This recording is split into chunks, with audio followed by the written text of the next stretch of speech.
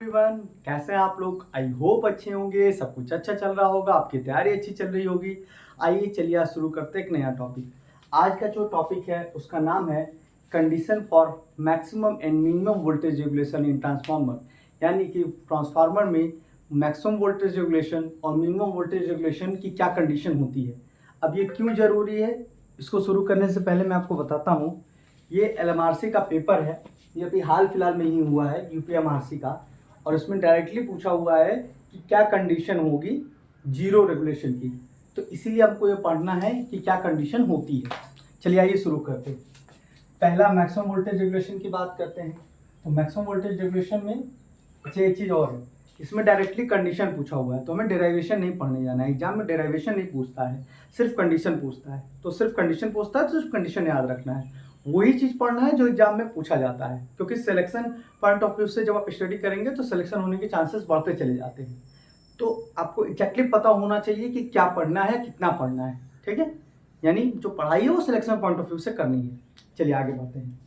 Maximum voltage regulation किस condition पे होगा, tan phi equal to x0/2 x02/r02 x equivalent r equivalent x/r। तीनों में से कोई भी एग्जाम में दे सकता है, सब एक जैसे ही, कोई फर्क नहीं है।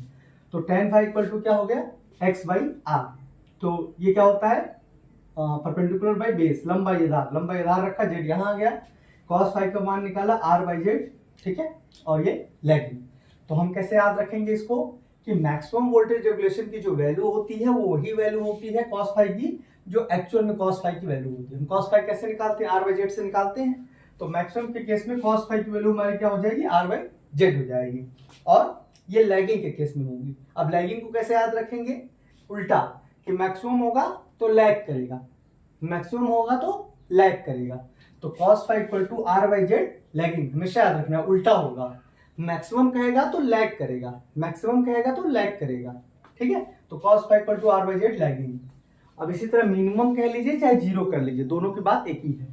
तो यहाँ पे tan phi equal to r/x हो जाएगा, r/x, r यहाँ, x यहाँ, base by perpendicular by base, z यहाँ। तो cos phi इक्वल टू यहाँ पे क्या हो जाएगा, x/z और लीडिंग, बेस बाई हाइपोटेनियस यानी आधार बाई लंब, cos phi equal to x/z leading. आपको ये सब नहीं याद रखना है, ये सब याद नहीं रखना है, आपको सिर्फ ये दोनों वैल्यू याद रखनी है। इसको बताने के पीछे का रीजन ये है कि कई बार एग्जाम में ये वैल्यू ना पूछ के ये वैल्यू पूछ लेगा कि tan phi का मान कितना होगा, tan phi का मान कितना होगा। तो वहां पे आपको पता होना चाहिए कि tan phi का मान हमारा कितना होगा।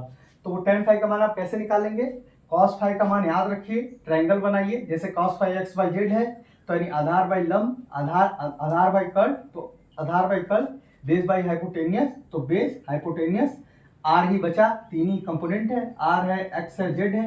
तो r यहाँ आ गया, तो tan phi equal to r/x। इसी तरह यहाँ पे निकाल लेंगे, r/z है, बेस बाय हाइपोटेनियस, x बचा, tan phi equal to x/r यहाँ से निकाल लेंगे। तो एग्जाम में अभी जो ट्रेंडिंग क्वेश्चन पूछता है वो क्या पूछता है कि cos phi की वैल्यू क्या होगी। तो हमको याद रखना है कि जो मैक्सिमम होगा उसमें cos phi की वैल्यू वही होगी जो होती है, यानी cos phi equal to r/z, और मैक्सिमम है तो उल्टा हो जाएगा, लैगिंग हो जाएगा। और मिनिमम या जीरो कहेगा तो cos phi इक्वल टू, अब r/z एक जगह हो चुका है तो z r किससे रिप्लेस हो जाएगा, x से। यहाँ पे r/z है, यहाँ पे x/z लीडिंग। अब मिनिमम है तो उल्टा लीडिंग पे हो जाएगा। फिर से रिपीट कर देता हूँ, मैक्सिमम के केस में क्या होगा और मिनिमम के केस में क्या होगा, ये आपको याद रखना है। मैक्सिमम के केस में cos phi equal to r/z जो एक्चुअल वैल्यू होती है, मैक्सिमम है तो उल्टा लैगिंग, मिनिमम है तो cos phi equal to x/z, minimum है तो लीडिंग, ठीक है, मिनिमम और जीरो, ओके।